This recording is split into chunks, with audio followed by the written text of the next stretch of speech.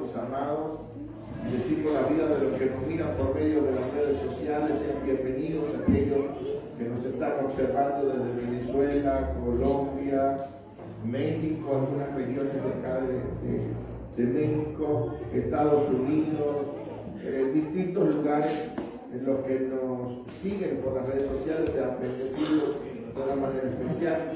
Y de la misma manera le damos la bienvenida a los que nos están visitando por primera vez. Sabemos que está la familia de nuestra hermana Rita y esposo, están acá. Sean bienvenidos, igual los que están con nosotros. Muchas bendiciones a sus vidas. Y deseamos que no sea la primera ni la última vez que nos visiten, que estén el tiempo que puedan disponer para venir a esta casa. Son siempre bienvenidos. Quiero compartir una porción de las Escrituras, la cual durante mucho tiempo fui regañado y exhortado por medio de esa palabra, sin saber en realidad cuál era el propósito inicial con el cual se dijo. Quiero comenzar haciendo una breve reseña de lo que es el libro de Corintios, que a veces nosotros necesitamos entender que cada uno de los libros de las Escrituras fueron escritos con un propósito, no fueron escritos por ser escritos nada más, sino que viendo la necesidad y la problemática de algunos lugares específicos, el apóstol Pablo se dedicó a escribir cartas, comenzó a escribirle a cada una de las regiones y a cada una de las iglesias que habían sido establecidas en todas las regiones de aquel lugar. Entonces, Pablo, mirando una necesidad particular en Corintios, comenzó a escribirle. Dentro de esas necesidades, notó que habían algunas problemáticas internas las cuales tenía que atacar. Dentro de esas problemáticas internas, conseguimos en el capítulo 15 una temática completa sobre lo que era la resurrección. Y había una pelea interna, había una lucha dentro de aquel lugar, porque algunos comenzaron a debatir referente a si existía o no existía la resurrección, si era verdad o era mentira. Y algunos tenían el fundamento muy sólido, muy basado en su creencia que no había resurrección de los muertos. Entonces esta conversación se extendía por toda la iglesia. No hay resurrección de los muertos, no hay resurrección de los muertos. Y ahí es donde surge esta palabra que dice 1 Corintios capítulo 15, versículo 33. No sé a cuántos los exhortaron con esta palabra, pero a mí me exhortaba mucho. Dice: no erréis, las malas conversaciones corrompen las buenas costumbres. Y esa palabra surge con motivo de lo que les acabo de mencionar. El motivo era particularmente de que se estaba debatiendo, había una conversación de los que algunos defendían que sí había resurrección y otros defendían que no había resurrección. Para mi tiempo, cuando se me exhortaba referente a este asunto, era cuando hablábamos de novelas, de películas, y quizás nos metíamos en uno que otro chisme. Si usted se ríe, porque también se metió en algún chisme.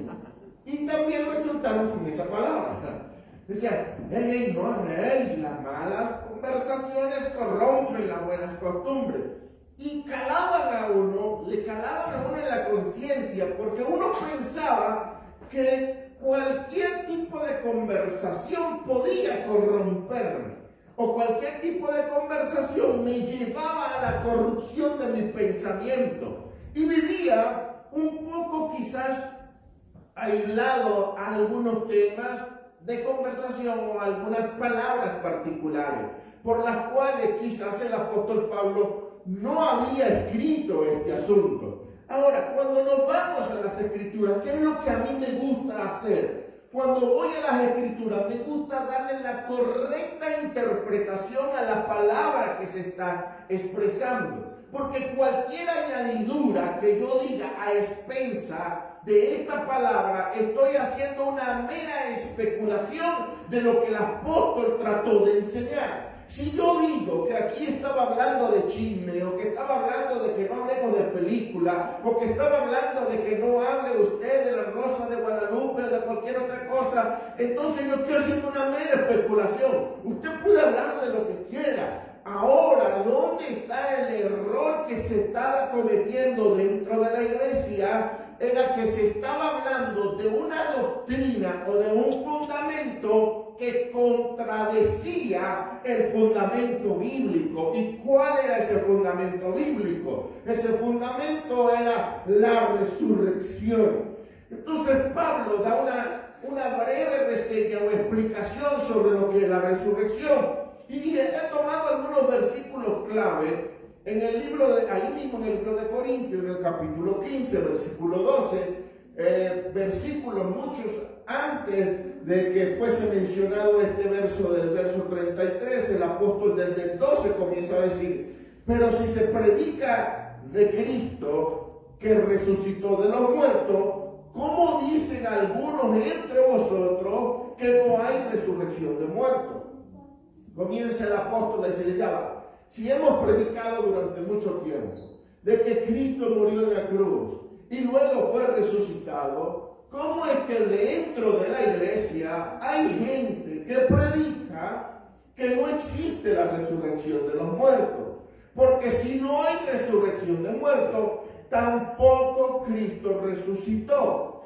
Y si Cristo no resucitó, vana es entonces nuestra predicación, vana es también vuestra fe, y somos hallados falsos testigos de Dios, porque hemos testificado de que Dios, que Él resucitó a Cristo, al cual no resucitó, sino vendrán los muertos, no, si verdaderamente los muertos no resucitan. Ahora, Pablo comienza a darle una cátedra a la gente, le dice: ya va, ok, pensemos en una especulación. Cristo no resucitó. Y si Cristo no resucitó, hay algunas implicaciones que nos van a perjudicar en el ámbito de nuestra fe. Entonces, Cristo no resucita, en vano yo estoy creyendo.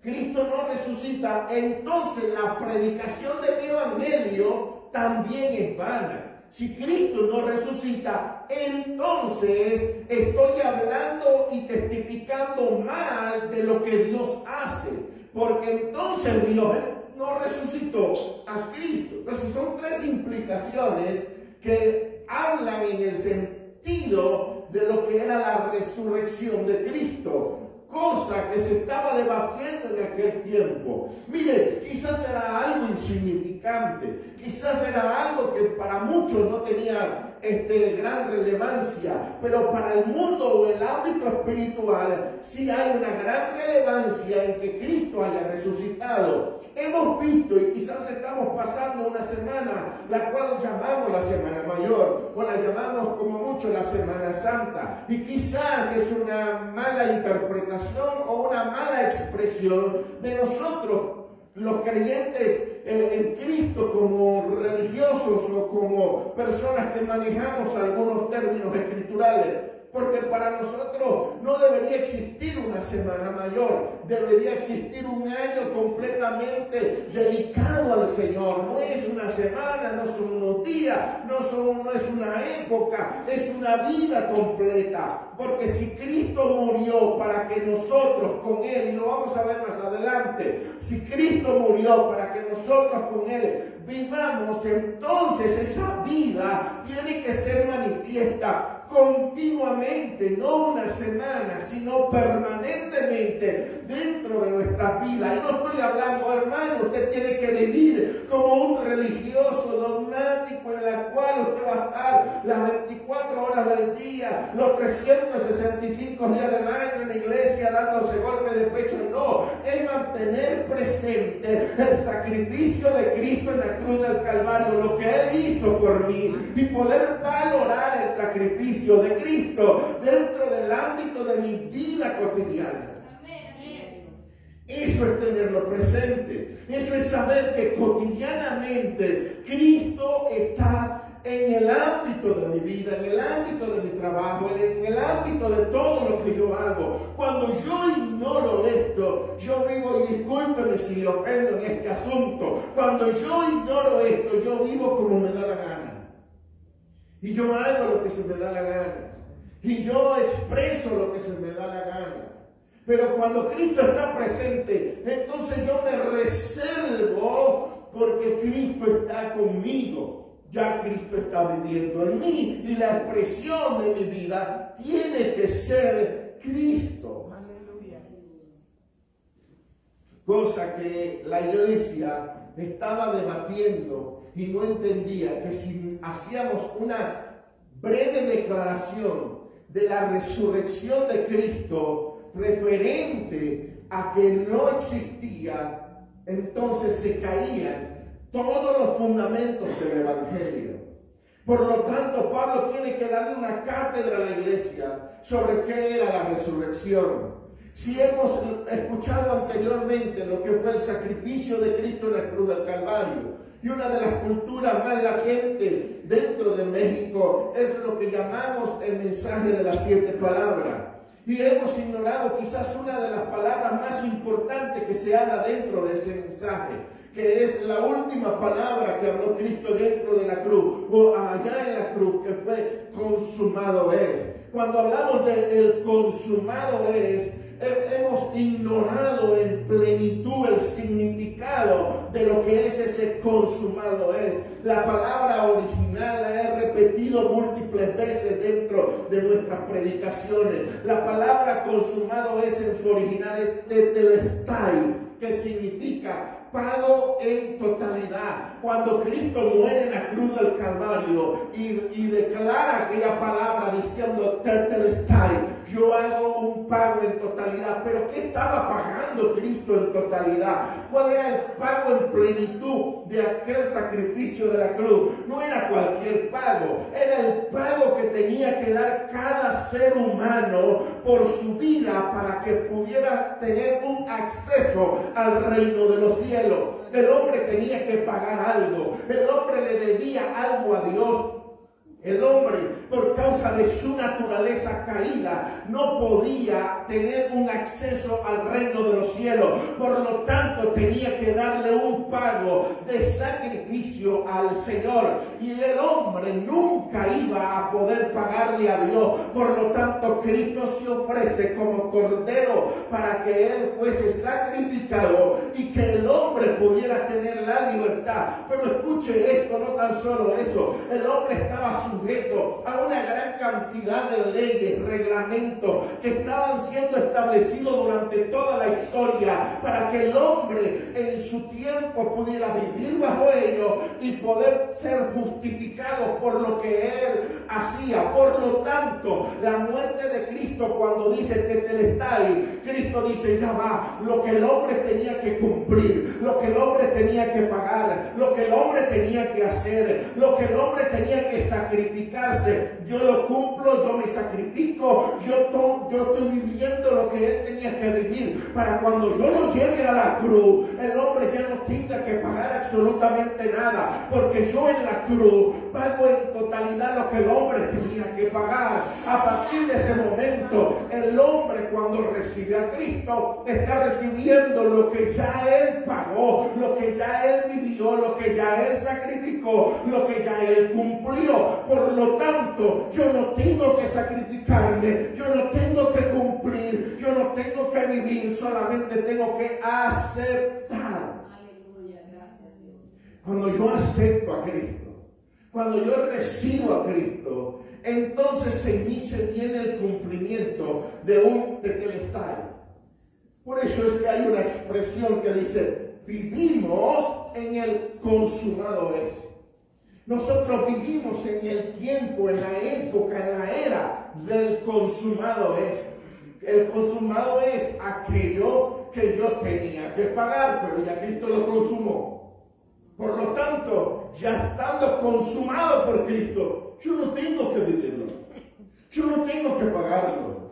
Yo no tengo que sacrificarlo. Si echáramos una ojeada a la historia, el hombre por cualquier tipo de delito, por haber tenido, y lo hemos mencionado en otra ocasión, por haber tenido un sueño lujurioso, el hombre tenía que pagar una cantidad de sacrificio, porque la mujer tuviese lo que le viene cada mes, tenía que santificarse y salir fuera del territorio o de la aldea, de la región, de la ciudad en la que vivía. Si el hombre en aquel momento iba caminando, se descuidó y pisó excremento, tenía que hacer sacrificio. Si el hombre había cometido cualquier cosa, cualquier pecado, tenía que llevar animales a sacrificarlo para el perdón de su pecado. Por eso cuando Cristo dice consumado es o pago en totalidad, es lo que estaba diciendo, todo lo que el hombre tenía que pagar, hacer o sacrificarse, yo lo estoy cumpliendo en vida para que él ya no lo haga más,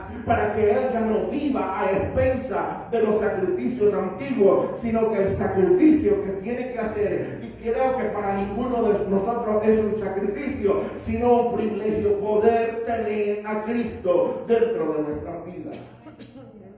Es lo único que tenemos que hacer. Entonces el apóstol comienza aquel debate y quizás un poco enojado, un poco molesto, porque se estaba echando por tierra el fundamento más poderoso de la historia, que era la resurrección de Jesucristo.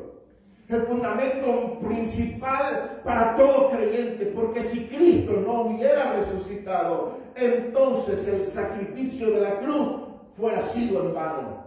Cristo tuvo que haber resucitado para poder dar vigencia a todo lo que Él había establecido. El libro de los Hebreos es uno de los libros quizás con mayor documentación acerca de todo lo que Cristo hizo en cuanto al mundo espiritual. Y hay una particularidad de aquel libro donde el apóstol menciona a Cristo como el escritor de un testamento. Y luego el apóstol, cuando habla de Cristo como escritor del testamento, dice, para que aquel personaje que escribió el testamento pueda darle vigencia al testamento, necesita morir.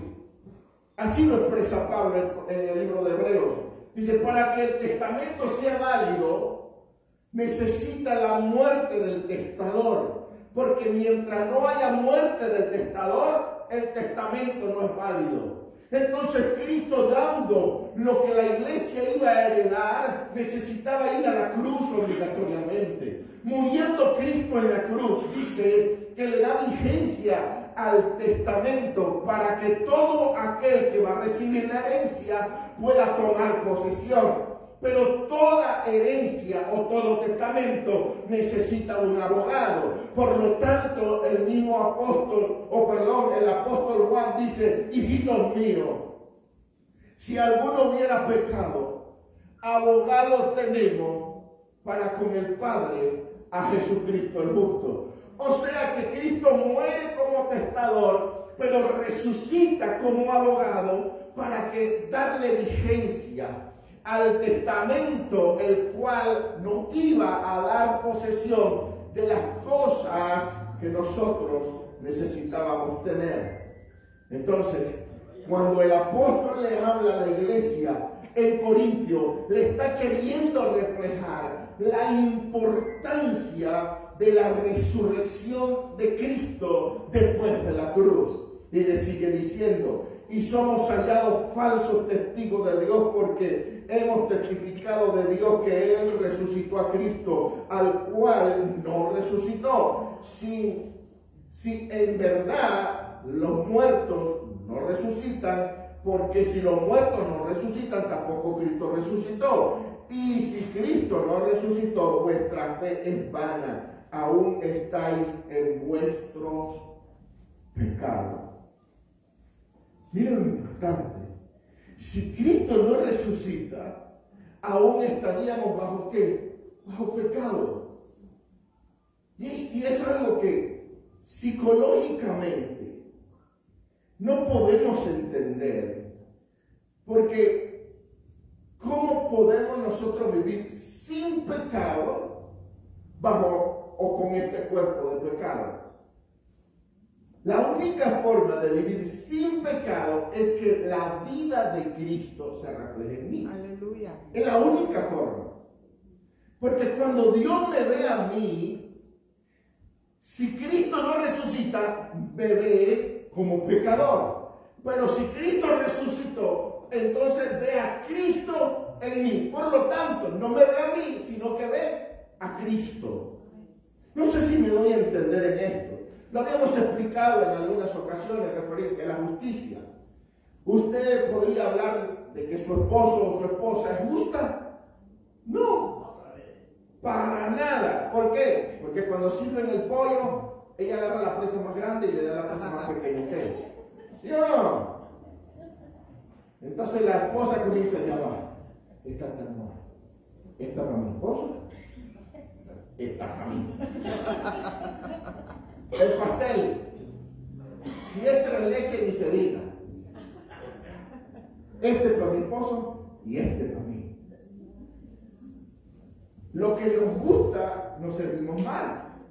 Eso nos hace justo. No, hermano, no nos hace justo. Eso nos hace injusto. En algo insignificante, eso nos hace injusto. Pero delante de Dios, no opera la justicia, nunca va a ser operativa la justicia del hombre. Porque el hombre viene a ser justo por lo que Cristo hizo en la cruz, por su justicia y no por la justicia de Él. Amén, aleluya. Es lo mismo de la santidad. Usted ve a su esposo o a su esposa y dice, ¿qué va a ser santo Si lo conocieran como es. Menos mal que mi esposa no dice nada, hermano.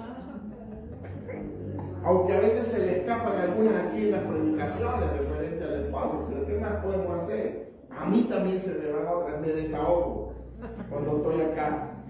Entonces, no hay santidad. En el ser humano por sí mismo nunca podrá producir santidad. Se podrá ir 60 días de ayuno y no va a salir santo de aquel lugar. Se podrá meter toda la vida en la Biblia y no va a salir santo por leer la Biblia. El único que puede producir santidad dentro del ser humano se llama Cristo. Amén, amén. Y no somos santos porque nosotros hagamos algo. Somos santos porque su vida se refleja en nosotros. Él produce santidad, Él produce justicia, Él nos libra de todo pecado y condenación de la muerte. Sin Cristo nada somos en este mundo. Y si Él no hubiese resucitado, nada de esto fuese hecho una realidad dentro de nuestras vidas. Nada de esto sería verdad para con nosotros. Por lo tanto, una de las bases, vuelvo a repetirlo, bases fundamentales del Evangelio es saber de que Cristo resucitó. De que Cristo se levantó entre los muertos y que no se quedó en una tumba, no se quedó en un lugar particular, no se quedó encerrado, sino lo que dijo lo cumplió cuando proclamó a sus discípulos y a la gente que le estaba escuchando, diciéndole, derribaré este templo, derribaré este lugar, este templo lo voy a derribar y en 3 días lo levanto. Y no estaba hablando del lugar físico, estaba hablando de Él mismo, que Él en 3 días, después de haber muerto, iba a resucitar. Pero los corintios todavía tenían algunas ideologías influenciadas por todo el ambiente en el que vivían. Y esto es lo peligroso, hermano. Lo peligroso del asunto es de que en muchas ocasiones nos dejamos influenciar por ideologías de las regiones en las que vivimos. Miren, en una ocasión les hablé, porque todo el mundo se hace dueño de la Llorona. ¿Sí o no? En Venezuela dicen la Llorona es venezolana. En México dicen la Llorona es mexicana. En todos lados hay Llorona. Si hay mujeres hay Llorona. Ya me metí el problema. No como hoy, hermano. Mire, en todos lados se apropia de mitos, culturas y leyendas. El problema de apropiarse es primero creerlas y segundo promoverlas. Porque cuando yo creo algo como esto, cuando yo le doy creencia a este asunto, yo lo establezco como fundamento, yo lo establezco como una base de mi vida. Y en donde quiera que voy a estar pendiente de este asunto. Y les mencionaba en una ocasión, en Venezuela se habla del carretón, del silbón, de la sayona, la llorona, para de contar. Y en la zona de campo, en la zona de los llanos venezolanos, se escucha mucho de esos mitos y leyendas. Tanto así que la gente cree tan fervorosamente en eso, que muchos dicen que hablaron, que pelearon, que conversaron, que escucharon, que vivieron una experiencia con aquel asunto.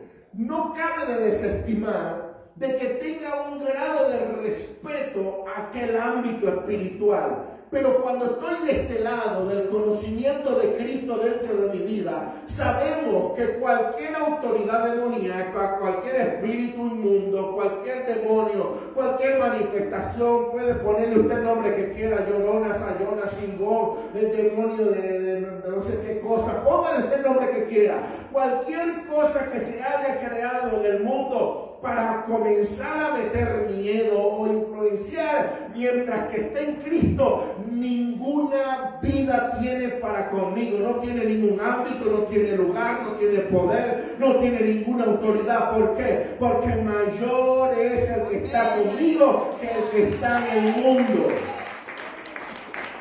No podemos darle poder, no podemos darle, y eso era lo que Pablo estaba hablando. Pablo estaba hablando de un asunto que se movía en el ámbito social de la época. Había algo que se estaba moviendo en aquel lugar. Y Pablo dice, hey, esos comentarios, esas conversaciones, que no son conversaciones que añaden a la gracia, que no son conversaciones que añaden a Cristo, son conversaciones que echan por tierra lo que Cristo hizo en la cruz del Calvario. Son las conversaciones que corrompen las buenas costumbres del Evangelio. Cualquier tipo de conversación que contradiga lo que Cristo hizo en la cruz es una conversación que corrompe. Es una conversación que daña las buenas costumbres. Entonces, Pablo tenía una lucha interna. Pablo, a pesar de que les predicó, les habló, les enseñó, se va, y el mundo les arropó, y lo que el mundo les enseñó le estaba contradiciendo lo que realmente es el Evangelio, lo que realmente es la expresión de la cruz en el ámbito de vida. La cruz no es solamente una madera llena de sangre. La cruz no es solamente un madero colgado, pintado con algunas sangre o tinta roja. No, no, no. La cruz es una demanda a la muerte para ser clausurada, para que el hombre pueda vivir. La cruz es decirle a la muerte, hey, hey, yo estoy marcando tu tiempo final. Yo estoy marcando, ¿por qué? Porque a partir de Cristo, muerto en la cruz del Calvario, produce vida en el ser humano. Aleluya. Mientras estábamos muertos. Mire algo particular que dice el libro de Corintios, allí mismo donde estamos. 1 Corintios 15, 45 dice, así también está escrito, fue hecho el primer hombre Adán, alma viviente, el postrer Adán, espíritu vivificante. Pablo, para darle un entendimiento pleno a lo que era Cristo, dice, el primer Adán fue llamado un alma viviente. Y el postrer Adán, un espíritu vivificado, hablando de Cristo. ¿Qué es un espíritu vivificado? O como lo dice aquí, un espíritu vivificante. Dice que Cristo es un dador permanente y continuo de vida. Eso fue lo que quiso decir el apóstol. Dice, Adán, un alma viviente. Un ser humano sobre la tierra. Cristo, una persona divina que produce vida continuamente. Por eso dice vivificante. Y luego dice, más lo espiritual no es primero, sino lo animal. Está hablando de lo humano, lo básico, lo común. Dice, lo espiritual no fue primero. Primero fue lo humano. ¿Qué creó Dios primero en Adán? Dice que lo formó del polvo de la tierra y lo creó, un ser, una estatua ahí tirada en el piso. Y luego fue que sopló aliento de vida. Por eso dice, primero fue el animal, primero fue lo terrenal, primero fue eso. Y luego, dentro de eso, creó vida. Más lo espiritual no es primero, sino lo animal. Luego, lo espiritual. El primer hombre es de la... Muchas gracias, hijo. El primer hombre es de la tierra. Entonces se le llama terrenal. El segundo hombre, que es el Señor, es del cielo. Mire la gran paradoja. Porque el primer hombre produjo pecado. El primer hombre trajo contaminación. El primer hombre trajo rebelión. El primer hombre produjo la muerte. Pero el postrer hombre, el postrer Adán, llamado Cristo, produjo vida, produjo salvación, produjo santidad. Entonces dicen, ¿cuál es el terrenal? Tales también los terrenales. ¿Y cuál es celestial? Tales también los celestiales. ¿A quién pertenezco? Porque antes de que yo reciba a Cristo, soy parte del primer Adán. Soy parte, soy creación del primer Adán. Lo que el primer Adán creó fue rebelión. Lo que el primer Adán produjo fue desobediencia. Eso fue lo que produjo el primer Adán. Pero Cristo vino a hacer una restauración de ese primer Adán. Por lo tanto, a Cristo se le menciona como el postrer Adán o el segundo Adán. Dice, y así como hemos traído la imagen del terrenal, traeremos también la imagen del celestial.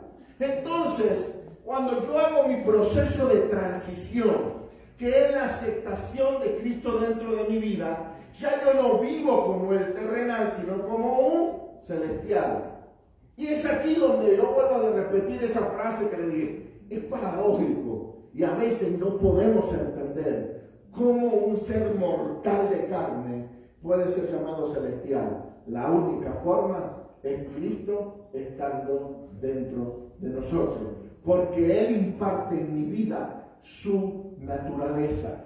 Adán impartió en mi vida su naturaleza. Cuando Cristo es impartido en la vida de una persona, Cristo lo que está impartiendo es su naturaleza en esa vida. Por lo tanto, ya yo no vivo como Adán, el primer Adán, ya vivo como el postrer Adán. La naturaleza del postrer Adán comienza a expresarse dentro de mi vida. Aleluya. Mire cómo dice el libro de Gálatas, capítulo 2, versículo 20. Dice, con Cristo estoy juntamente crucificado, y ya no vivo yo, mas vive Cristo en mí. Mira lo maravilloso de esto.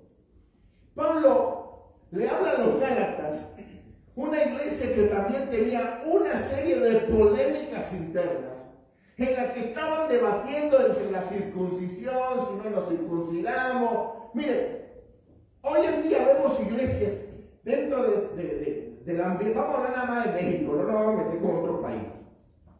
¿Cuántas iglesias evangélicas usted cree que pueden haber en México? Millones, ¿verdad? En todo México. ¿Cuántas formas de ideología hay dentro de las iglesias evangélicas?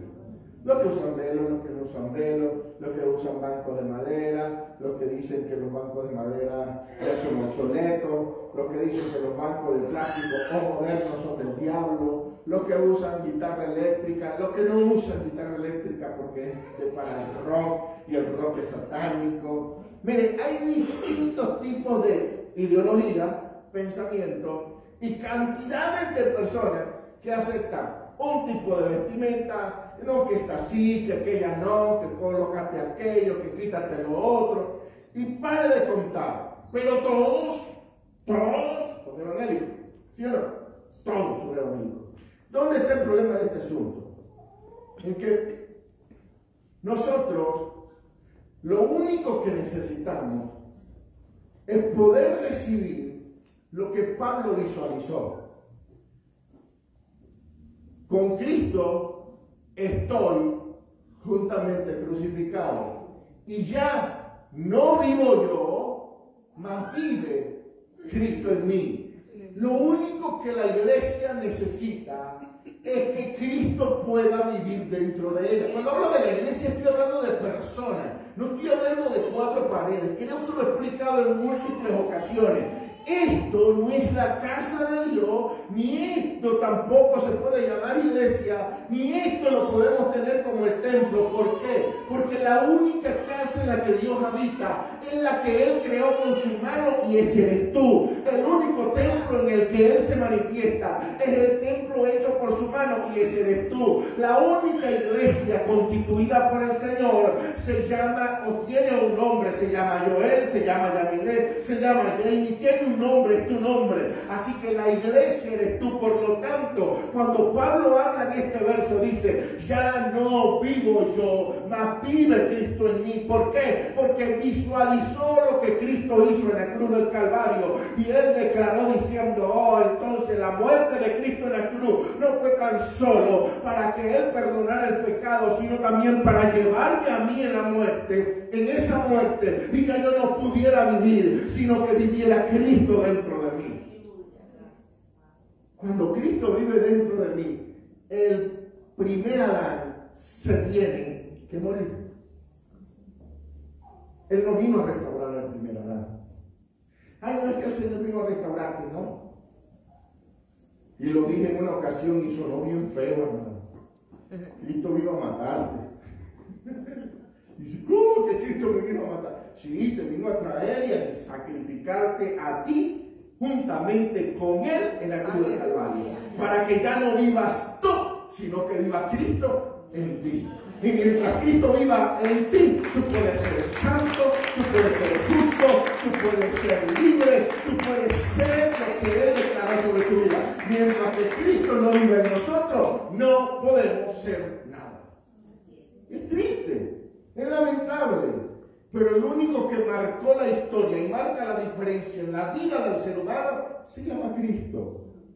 No se llama Joel, no es un pastor, no es un evangelista, ni apóstol, ni profeta, no es un sacerdote, no es un cura, no es un anciano de una iglesia, no. El único que marca la diferencia en la historia del ser humano siempre será Cristo. No hay otro que pueda hacer eso.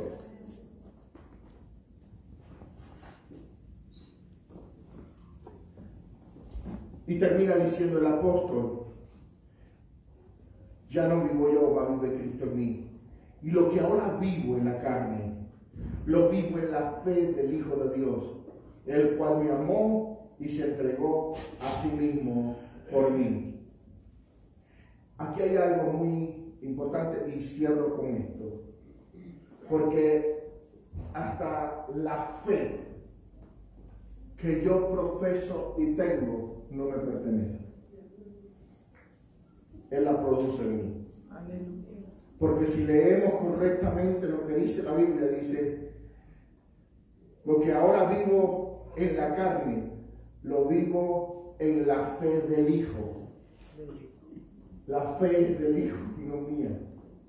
Y yo sé, porque hay un debate polémico entre muchas personas diciendo, no, pero es que yo tengo que tener fe. Tenemos que saber cuántos tipos de fe hay dentro del ambiente humano, natural.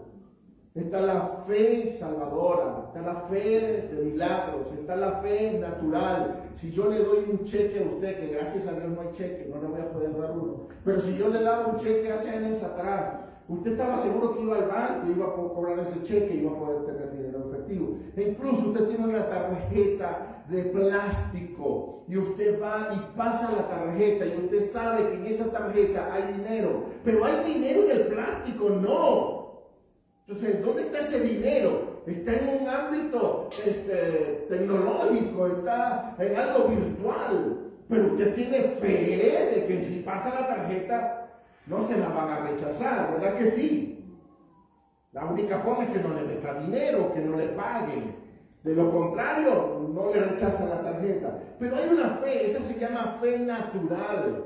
Si usted va y paga la luz, usted tiene fe que no se la van a cortar. Y se la cortaron es porque no la pagó. Entonces, si no la pagó, también viene una fe. La fe natural es que nos van a cortar la luz, nos van a cortar el agua. Si no pago, me lo cortan. Eso es fe natural. Pero la fe que produce el Hijo es esa fe particular que me hace santo, que me hace justo, que me hace íntegro, aunque la gente no lo vea, aunque la gente no lo crea. Es lo que Cristo produce en mí y no lo que la gente diga de mí.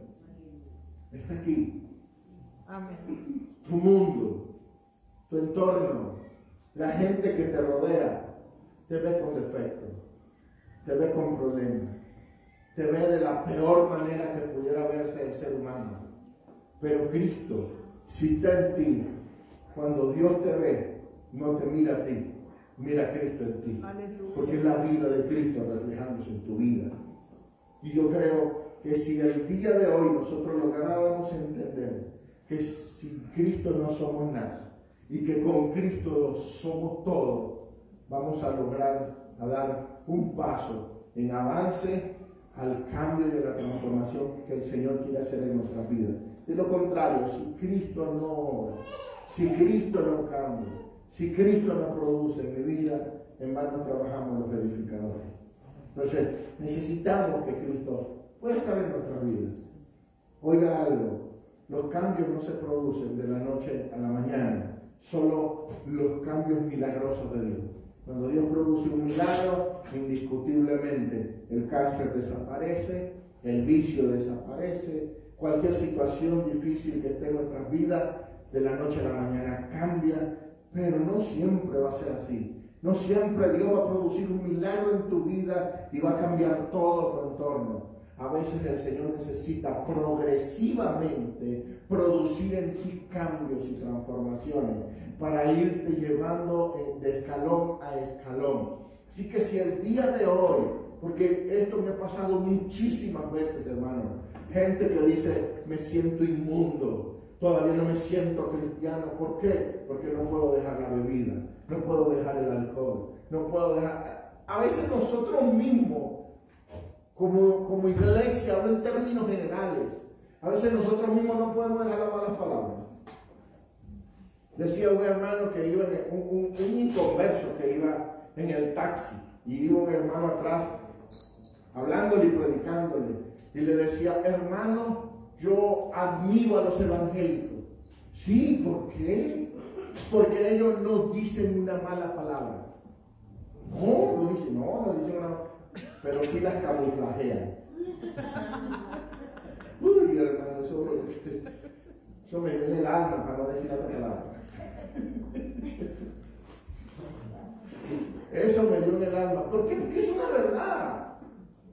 Entonces, hay gente que se siente inmunda por vicios, porque no han podido dejar alguna conducta, actitud o forma de ser o pensamiento, y les cuesta. ¿A cuántos de los que estamos acá? Yo tengo desde los 14 hasta mis 23 años, a 43 años. Desde los 14 a mis 43 años, hermano, batallé con muchas cosas. Y no puedo decir que según mi conducta yo soy santo, no. Según Cristo en mi vida soy santo. Pero todavía sigo batallando con muchas cosas. Sigo peleando con algunos pensamientos, sigo peleando con algunas conductas. Y una de las, se las voy a confesar acá, por favor, no se la digan a nadie, ni los que miran por las redes sociales.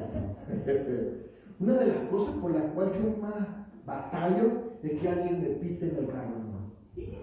Yo no sé si los hombres que están acá les pasa eso, pero yo voy manejando de lo mejor, de lo más tranquilo, lo más educado, lo mejor que puedo, y que Dios, este hijo del diablo, desgraciado, ¿qué te pasa?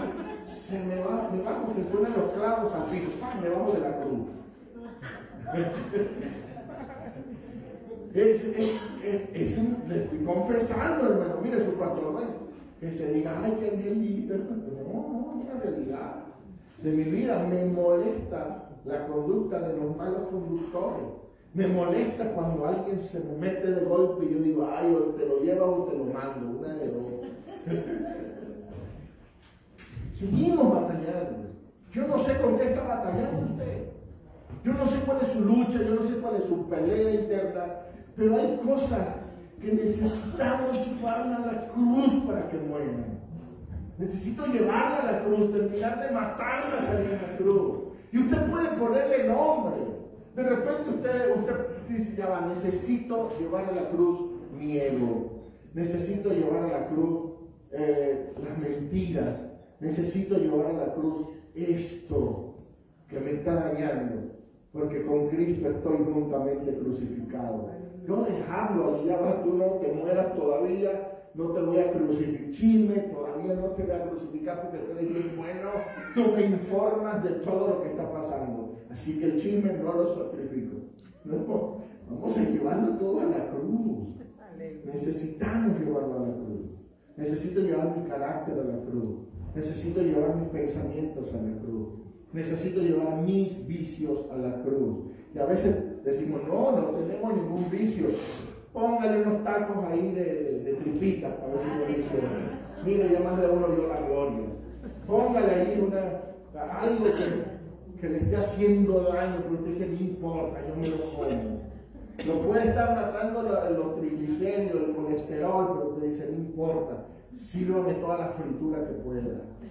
Si me explico, hay que llevarlos a la cruz. Hay muchas cosas que necesitan estar crucificadas. Y si ya no vivo yo, mas vive Cristo en mí, yo sé que ese vive Cristo en mí está como yo me veo hoy en día. Tiene una habitación bien grande el Señor para vivir. Entonces tiene una habitación bien amplia. No, hermano, yo necesito sacrificar los dulces, la coca, un par de cosas. Ustedes también. Yo me estoy poniendo como ejemplo primero, porque muchas de nuestras vidas siguen siendo las mismas porque no hemos llevado nuestra vida a la cruz. Seguimos viviendo como creyentes y no como crucificados con Cristo juntamente. Entonces necesitamos ser juntamente crucificados con Cristo para que ya no viva yo, sino que viva Cristo en mí. Vamos a despedir a los que nos miran por medio de las redes sociales. Gracia y paz sea otorgada a sus vidas. ¿Cuántos vocablos no tenemos que llevar?